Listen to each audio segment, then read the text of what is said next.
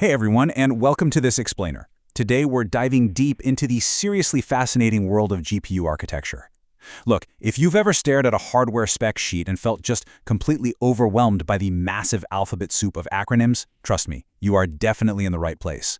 We're going to separate the signal from the noise when it comes to all these hardware specs, and we'll learn exactly what makes these silicon marvels actually tick. So let's just jump right in.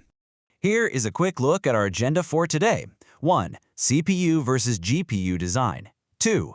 The evolution of NVIDIA architectures. 3. Understanding SMS and SIMT. 4. The RTX 5090 versus the H200.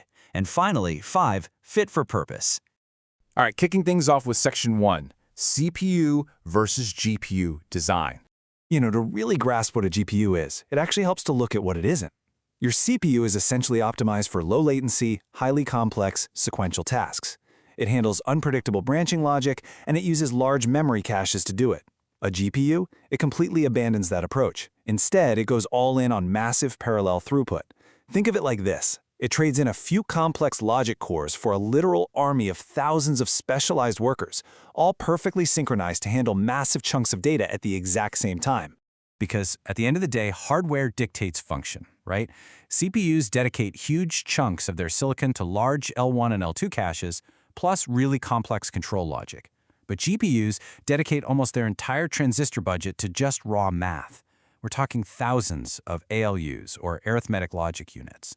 Sure, they have smaller caches per core, but the GPU hides that memory latency through sheer, brute force parallel execution. It literally chews through independent data points simultaneously. So whether you're rendering millions of pixels on a gaming monitor or processing billions of data points to train a neural network, the GPU absolutely dominates whenever instructions are independent. Moving right along to Section 2, the evolution of NVIDIA architectures. You've probably heard names like Kepler, Ampere, Hopper, and now Blackwell thrown around. Well, these aren't just cool marketing names, they define the foundational engineering rules of NVIDIA's chips. Every few years, a new architecture comes out and radically redesigns how these cores are organized. I mean, we've gone from scaling a few billion transistors a decade ago to a staggering 208 billion transistors crammed into a Blackwell package today. It's just wild. But here is a really crucial thing to wrap your head around. A single architecture is not just one physical chip. The exact same generational engineering, let's say the Blackwell architecture, is scaled and packaged differently to fuel both your local consumer gaming rig and a massive multi-rack high-performance data center. So it's the exact same underlying engineering DNA, just packaged into entirely different final products. Okay, let's get a bit more technical. Section 3, understanding SMs and SIMT. We keep talking about these thousands of cores, right? Well, they aren't just dumped randomly onto the silicon. They are highly organized into things called SMs, or streaming multiprocessors. An SM is basically a hyper-efficient mini-processing cluster. It's a self-contained execution block that sits right next to its own ultra-fast local memory, which we call an L1 cache. Inside this SM, you've got units optimized for floating-point math, units for integer math, and even specialized tensor cores that are fully dedicated to the dense matrix math that AI absolutely craves. By keeping all these different units tightly clustered with their own scheduler and cache, the SM completely avoids the massive latency penalty of having to fetch data all the way from the main board memory. And the way the SM orchestrates all this work is through something called SIMT, which stands for Single Instruction Multiple Threads. Guys, SIMT is the absolute secret sauce of GPU efficiency. Instead of fetching an add instruction a million separate times, the GPU just issues one single command.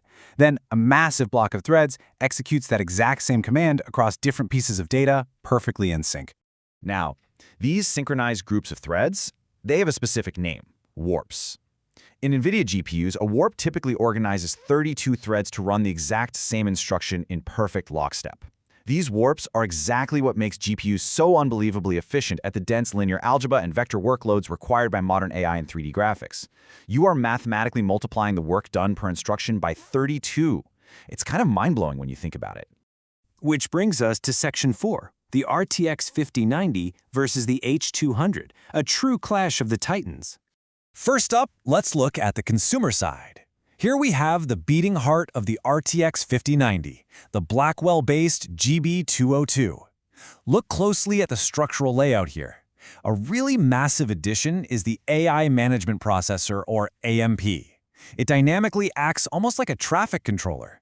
It shares the GPU between your traditional graphics rasterization and local neural workloads. Stuff like translating speech or generating animations on the fly, ensuring you get flawlessly smooth performance without any stuttering. And check this out, Blackwell also introduces a completely overhauled clock architecture. Notice how the frequency tracks the dynamic workload here. It's adjusting a staggering 1,000 times faster than the previous generation.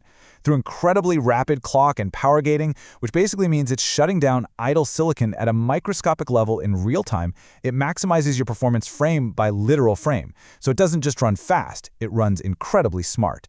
But look, all that raw compute power, totally useless if it's starved for data. You need VRAM. The memory subsystem, meaning its type, its capacity, and its bus width, is actually the absolute primary differentiator between a high-end desktop card and a massive enterprise data center beast. And here is the ultimate showdown to prove it. The consumer-focused RTX 5090 uses the Blackwell architecture and packs 32 gigabytes of cutting-edge GDDR7 VRAM. That's perfect for high-speed local rendering and gaming. But then look at the H200 NVLA data center accelerator on the right. Built on the Hopper architecture, it utilizes a staggering 141 gigabytes of HBM3E high bandwidth memory. Why? To achieve an astronomical peak bandwidth of nearly 5 terabytes per second. That's enough data to make your head spin. While the 5090 aims for extreme frame rates, the H200 is engineered from the ground up to prevent memory bottlenecks when you're running massive large language models. And that leads us perfectly into Section 5, Fit for Purpose. So what's the big takeaway from all this? You literally cannot just chase raw T-flops or core counts. Evaluating a GPU is entirely about fit for purpose. Consumer cards prioritize high boost clock speeds and local fan cooling because, well, you're usually playing a game on a monitor in your bedroom. Data center cards like the H200, on the other hand, prioritize massive memory bandwidths, multi-GPU scaling through specialized connections like NVLink, and support for mixed precision math. The H200 doesn't even have a fan on it. It completely relies on the data center's massive external cooling infrastructure. It's the same company, the same era of tech, but fundamentally different engineering goals. Think about how far we've come. We've moved from CPUs solving complex logic, to GPUs rendering our video game worlds, and now to massive silicon networks training artificial intelligence. The architecture of computation is just constantly adapting. It really leaves us to wonder, as our software demands become even more specialized in the coming years, how will this fit-for-purpose philosophy mold the silicon of tomorrow? Are we going to see the line between CPU and GPU blur entirely, or will we see even more hyper-specialized processors emerge? It is definitely a fascinating space to watch. Thank you so much for joining me on this explainer today. Keep learning, and I'll catch you in the next one.